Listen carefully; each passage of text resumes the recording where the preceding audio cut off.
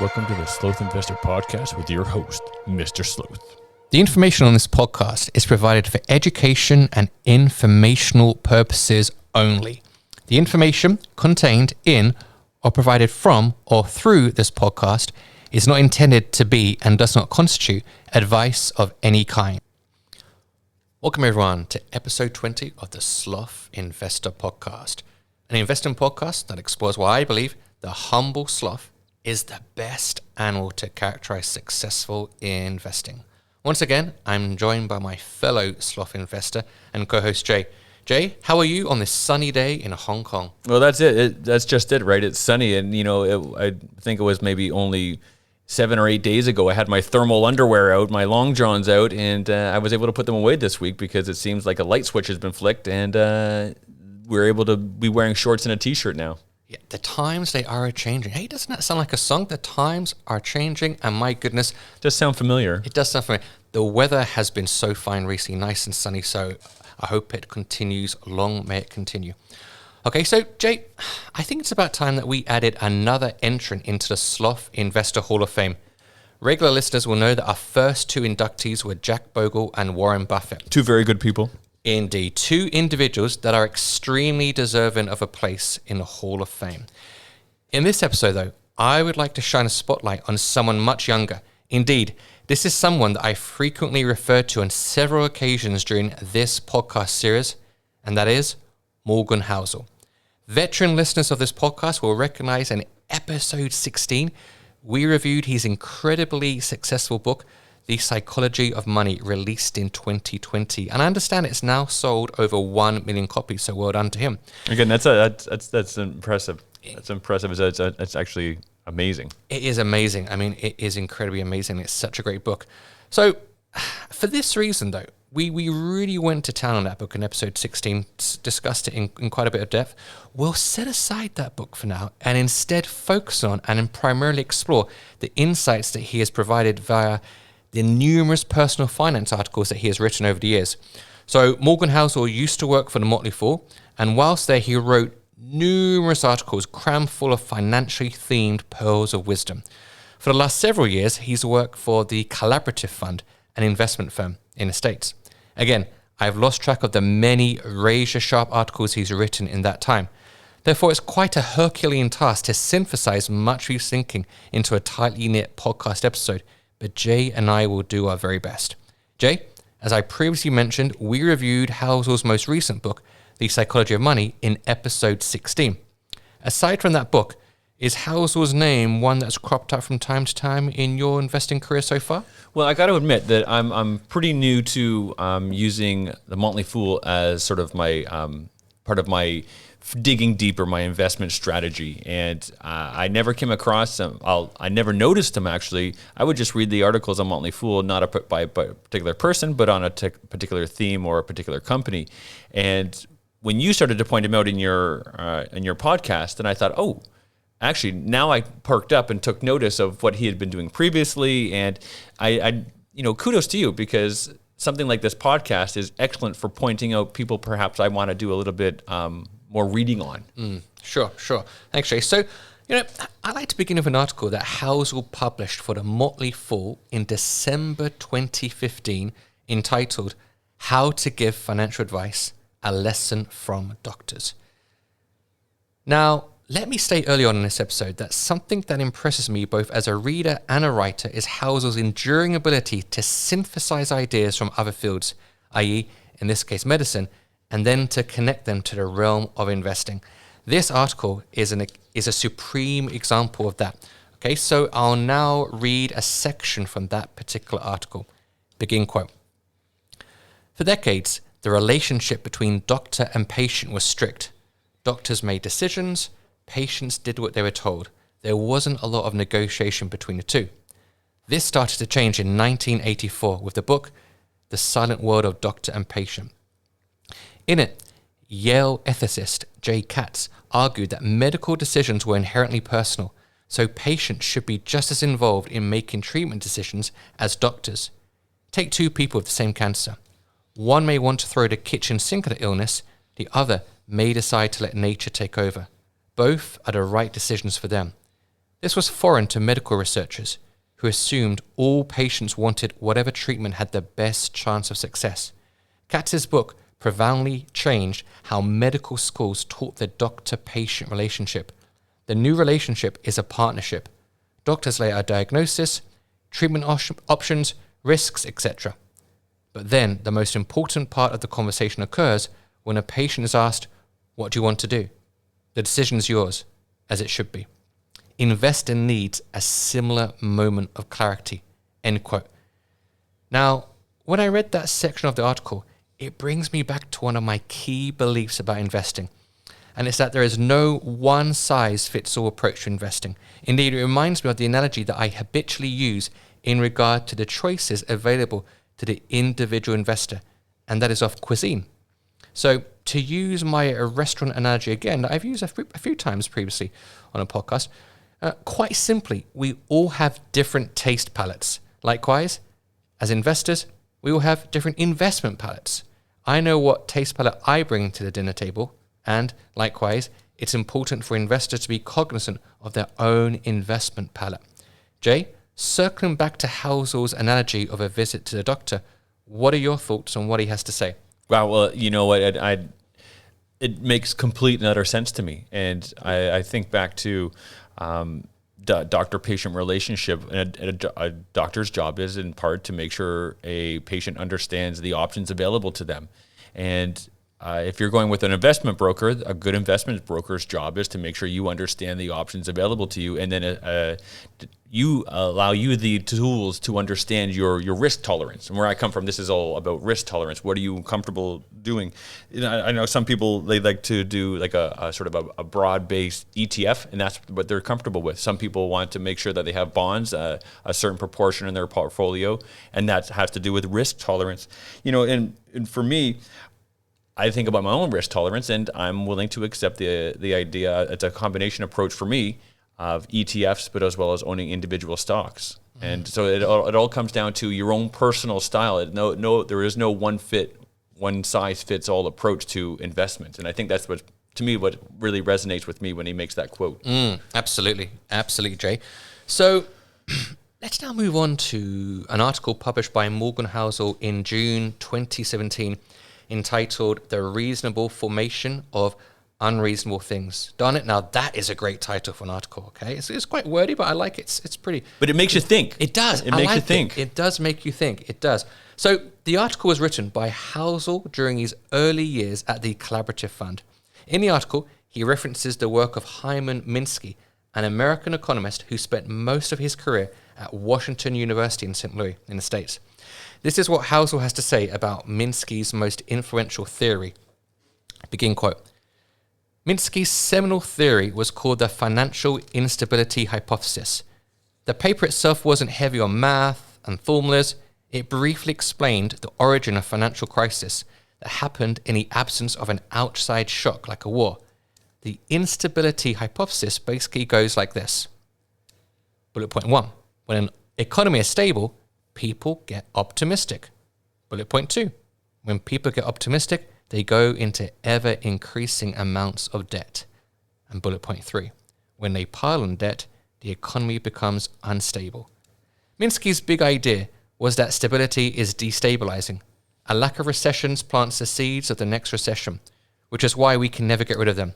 A growing belief that things will be okay pushes us, like a law of physics, towards something not going okay. This applies to investments too. End quote. So I like what Housel states here, as it reminds me of what Howard Marks, another famed investment writer, states about the inevitability of market cycles.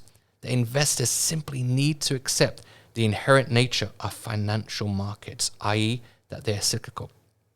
Housel, Hyman, and Howard, three chaps with a H in their name that seem to know quite a bit about market cycles. Jay, what are your thoughts on what Housel has to say about Hyman Minsky's financial instability hypothesis? This idea that stability is destabilizing, that markets are essentially cyclical. Well, it really comes down to the idea that you have to be comfortable. You have to, and it's one thing to say, look, there's going to be downtimes in your investment portfolio. There's going to be times where you're going to be running scared, and it's one thing to actually accept that and make that part of your practice. And there's been times where I've gone through a cycle and got scared and sold things off only to later regret it. And I need to make sure that my hope is that people can learn from my experiences. And that's why I'm here. I'm trying to share my experiences. And, I think I've mentioned previously on this podcast that when the pandemic first hit, I got scared and I sold some stocks that I have come to later regret they were sound investments, sound companies, and I sold them and wasn't willing to accept the idea that they're going to get hit and then ideally bounce back. And I think we're seeing that right now. Stock markets around the world are being hit quite hard because of the events happening around the world. And is that part of the expected cycle that we should prepare ourselves for? So this time around, I'm much more learned, I'm much more experienced, and I'm much more at ease with letting it go and parking it that this is part of the cycle. I'm not getting scared. I'm investing what I think are in strong companies and in strong ETFs, and I'm happy to park my money there and just keep on sitting back and letting it happen. Indeed. And Jay, before I dive into further insights from Morgan Housel, let me explain something that I love about the artists of this world, whether they be writers like Morgan Housel, songwriters, dancers, actors, whoever. Something that helps me to form an everlasting bond with an artist is their ability to introduce me to their influences, i.e. other artists. So on the way to our recording today, I was listening to Manish Boy by Muddy Waters, a late blues singer. Later on, during my journey, I listened to a song entitled Monkey Man by Toots and the Maytals. They're a reggae group from Jamaica. Both of these artists were introduced to me via my love of the Rolling Stones. So in a somewhat similar sense, having read Morgan Housel for many years now, it's clear that his writing has introduced me to the theories and work of his own influences. One example is, of course, Hyman Minsky, who we have just mentioned.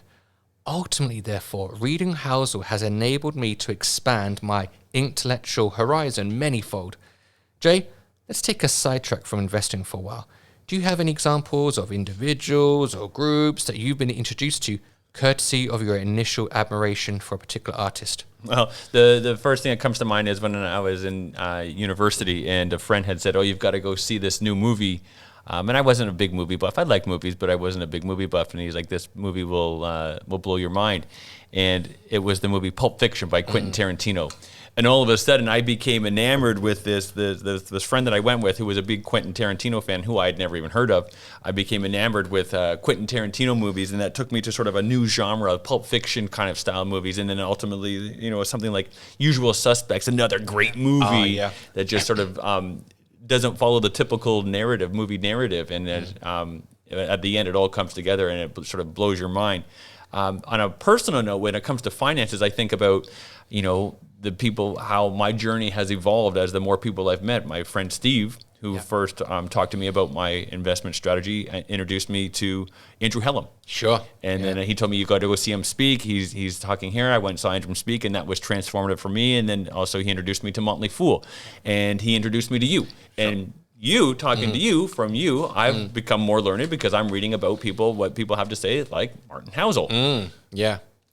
It's amazing, isn't it? It's that kind of springboard effect, like compound effect. We've spoken a lot about compound interest over many episodes now, and just how one individual, one group can lead to so many others. So it really is such a great example of compound interest. It really, really is. So, Jay, this is episode 20, a multiple of 10, of course.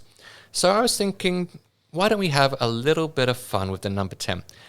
This section of the podcast is inspired by an article that Morgan Housel published for the Motley Fool in July 2015, entitled Short Investing Philosophies, 10 Words or Less, in which, you guessed it, individuals within the investment industry summarize their investment philosophy in 10 words or less. Listeners, this was a great article to read, and Housel elicited a response from numerous individuals, which means I won't be able to read all of them out, neither will Jay, but we'll certainly read a selection of those that resonated with our investment philosophies. Okay, so let's begin. On each occasion, Jay and I will read the name of the individual and then their 10 words or less investment philosophy. So we'll read out 8 in total to begin with, and then we'll share our own. making a total of 10. Jay, are you ready? Yes, as a female wise lead in a Disney movie once said, I think I've got this right, let's go. I like it. Okay, so Jay, could you kick things off with Morgan Housel's very own 10 words or less investment philosophy? And I love this from Morgan Housel. Worry only when you think you have it figured out. I like that. This is from Barry Ritholtz. Keep it simple, do less, and manage your stupidity. I laugh because I try to do that with myself. Robert Brokamp from Motley Fool says diversification reduces risk, increases predictability, and boosts returns. I like that. This is Michael Batnick from Ritholtz Wealth Management. Avoiding catastrophic mistakes matters more than constructing the perfect portfolio. Colin Roach says, low-fee, tax-efficient, index-based global macro asset allocation. Whoa, that's a mouthful there. It really is, and he got it just in, I think, 10 words exactly. So, Colin, you just about got it just in there, 10 words. This is Ben Carlson, another person we've mentioned frequently in the podcast. Ben Carlson, author of A Wealth of Common Sense, a great investment book. He states, less is more. Process over outcomes. Behavior is the key. Justin Wolfers, economist from the University of Michigan, says, save money, avoid costly advice, diversify wisely. And here's Seth Jason from the Motley Fool. He states, be safe, keep your costs low, and don't overthink. Okay, so that's the 8 investing philosophies that I stated that we would share. I'll now share my own, and then I'll hand it over to Jay to bring this 10 words or less themed discussion to a conclusion. Perhaps we might have a few more from some of our kind of stock investing friends in Hong Kong, maybe a few our more. Community. In community, stock investing community. All right, let me clear my throat here. Because here is Mr. Sloth's investment philosophy in 10 words or less. Here we go. Roses are red, violets are blue. Invest like a sloth. I can't help but laugh when I read that because it's so poetic. Thank you. So poetic. Jay, over to you. I mean, what's your investment philosophy in 10 words or less? Well, I think back to my initial quote, worry only when you think you have it figured out. But that's not it because that's actually something I try to live by. But my quote is invest wisely and forget about it. I like it. I like that a lot. I like that. So much great sentiment there. So much to unpack. I like it. I really do. So, Jay, like I just alluded to a few moments ago, I canvassed the opinion of some fellow investors in Hong Kong, part of our Sloth investing community, okay? So this is a quote. This is 10 words or less that came from Nathan. Okay? And Nathan's clearly been listening to our podcast because he's referencing a previous podcast. Sure. And this is what he states, quite simply, get aboard the compounding train. And I like that. 5 words, and in those 5 words, there's so much truth to be unpacked. And the following words are from Tim, another one of our investing buddies. This is what Tim states. The longest journey begins with the first step. I love this sentiment, Tim. And that can be applied to so many things in life. It really could be. It really could be. And, listeners, if you haven't started yet, or if you know someone that hasn't, quite simply, there's no time like the present. Speaking of the present, Jay, I like to bring things right up to the present day now with some of Morgan Housel's recent words on their geopolitics of today, primarily COVID-19 and the invasion of Ukraine. The following words are taken from an article that was published earlier this month on March 3rd. Begin quote. What COVID-19 and the Ukrainian invasion have in common is that both happened many times before, but Westerners consider them relics of history that wouldn't resurface in their own modern lives. Maybe the common lesson is that there are difficult parts of humanity that can't be outgrown, end quote. And it's interesting to note that several days after sharing a link to this article on Twitter, Housel tweeted, happy to share that I have no idea what happens next. Jay, like Morgan Housel, neither of us are geopolitical experts. I mean, I like to read history books, politics, but, we have read and discussed plenty concerning geopolitics and investing, for sure, but we're not geopolitical experts. So, what are your thoughts concerning geopolitical events and the thought processes of investors? Well, in this, as a teacher, I tell people the older I get, the more I figure out that I don't know and I don't have it figured out. And that's what I really like about Morgan Housel. You know, he's happy to share that he has no idea what happens next, and none of us do. None of us do. So I'm part of chat groups, and someone's saying, "Oh, you know, what should I do? Because what's going to happen next? Will the things go down?" And I'm quite blatant that nobody knows. Anyone who tells you here exactly what's going to happen next, they don't know. They're taking a shot. They can take educated guesses and best guesses, but absolutely. And this is when it comes down to sort of that my investment philosophy of invest and forget, invest wisely and forget, because we have been through this cycle before. It's not the first time the world has seen a war or a pandemic. And if you can just invest and forget, and I believe Warren Buffett sort of advocates for this same idea that if someone had just invested, you know, towards the tail end of World War II? Yeah, and sure. just forgotten about it, they would have been a millionaire many times over. Yeah. So my advice to you is ignore the noise. My advice to myself and my own children would be ignore the noise, ignore what's happening geopolitically here in Asia. Invest wisely. Find companies that you think, or ETFs that you think are going to do well. Invest there, and don't think on the short term, because if you start to think, well, what's going to happen in the next 6 months? Well, you're probably not investing for the right reasons. You're not investing for retirement. You're investing for short-term gains. And for me, I'm taking a long-term horizon, 5-10 years. I don't want to be.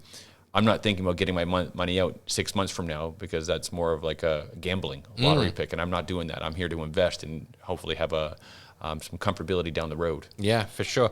And going back to what you mentioned earlier, I think at the top of the episode, we mentioned that Morgan Housel has sold over 1 million books. And yet that tweet that occurred just earlier this month, he tweeted out, happy to share that I have no idea what happens next. And so when I think about Housel, I think about humility. I mean, if I were to reconstruct my 5 bedrock principles, okay, SLOTH, if I had to think of another word for H instead of headstrong, I would probably use humility. And I think that's something that comes out really clearly to me when I think about Morgan Housel. The fact that despite the fact that he's been writing for many years, he's sold over 1 million books, humility shines through so strongly with Morgan Housel. And I think that's something that all investors need to possess. And like you say, we have no idea what will happen. I mean, in terms of COVID-19, there was a big drop in March 2020, and personally, my belief was that it would be a sustained drop.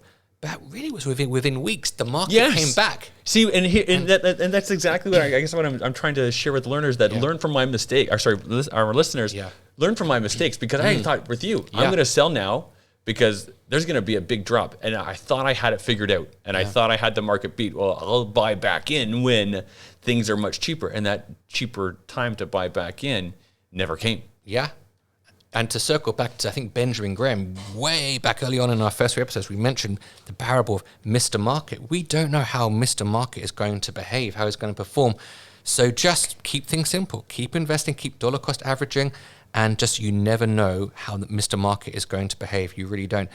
Okay, so Jay, to kind of bring things to a close for this episode, I wanted to tell our listeners that I recently received a heartwarming tweet from a fellow listener, from another listener, who mentioned that he regularly listens to the podcast with his children. Okay, so therefore, I think it would be fitting if we finished a podcast with an extract from an article that Morgan Housel published for the Motley Fool in October 2015 that was entitled Financial Advice for My New Son. Okay, so here's a key extract from that article. Begin quote. Your savings rate has little to do with how much you earn, and a lot to do with how much you spend. I know a dentist who lives paycheck to paycheck, always on the sliver's edge of financial ruin. I know another who never earned more than $50,000 and saved a fortune. The difference is entirely due to their spending. How much you make doesn't determine how much you have, and how much you have doesn't determine how much you need. Don't become a money hoarder or a miser, but realize that learning to live with less is the easiest and most efficient way to gain control of your financial future. End quote. I really like that, Jay. That simple contrast that Housel provides us with concerning spending and saving. Again, I'll repeat this ever more. These are simple lessons that young people should be taught from a young age. Let's just circle back to the quote a little bit, some highlights. Your savings rate has a little to do with how much you earn, and a lot to do with how much you spend. And I also love this statement from Housel.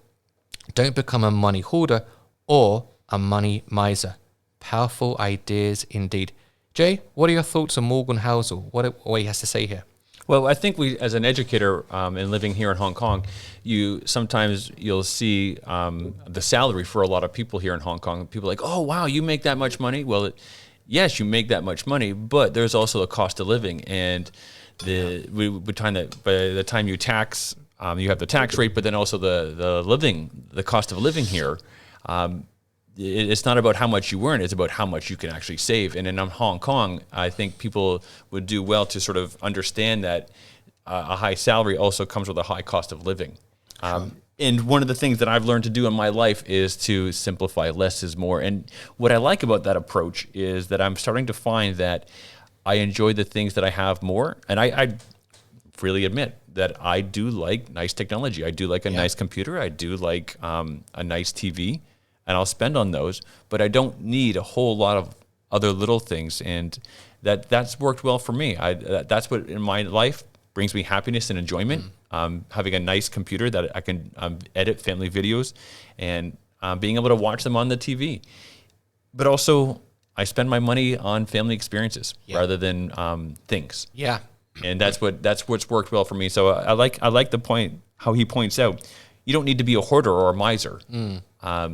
But for me personally, I do spend money. I do spend it on experiences with my family. We travel when we can travel. We travel together. We have shared experiences together, and that's what a lot of my money goes to. So it's not about things as much as it is about experiences, and that's how I allocate my disposable income. Great lessons indeed. Okay, so Jay, I think that brings episode 20 to a close. So listeners, if you want to read more from Morgan Housel, then we thoroughly recommend his book, The Psychology of Money, which of course Jay and I discussed during episode 16 of the podcast, as we mentioned before. You can also follow him on Twitter. His Twitter handle is quite simply @Morgan Housel. And you can read the literally numerous articles, I think actually might even be into thousands of articles that he wrote during his time at the Motley Fool, okay, by clicking on the link in the description for this episode. So I'm going to provide a link in the description for the episode that would take you to the numerous articles that Housel wrote during his time at the Motley Fool.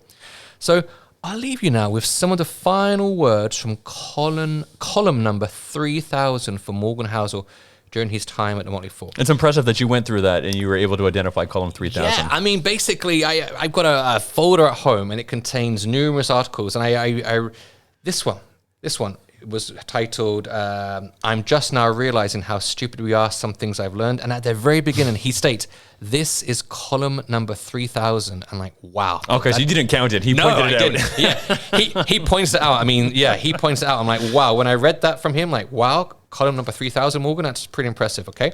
And this is from the final part of that particular column, okay? And he states, I've learned that do nothing is the best advice for almost everyone, almost all the time. I love that.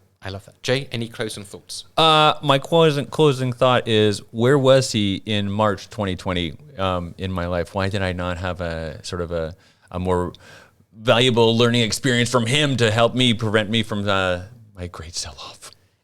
Well, at least it's in our lives now, both of our lives. And Morgan Housel, thank you very much. I'm hoping that perhaps Morgan might even give the episode a listen. I'll certainly tag him into the tweet that I send out to my followers on Twitter. So Morgan, if you're listening, keep up the good work, keep up the fantastic writing. And if you are listening, I hope you enjoy the episode. Thanks for listening, everybody. We'll see you next episode. So long for now.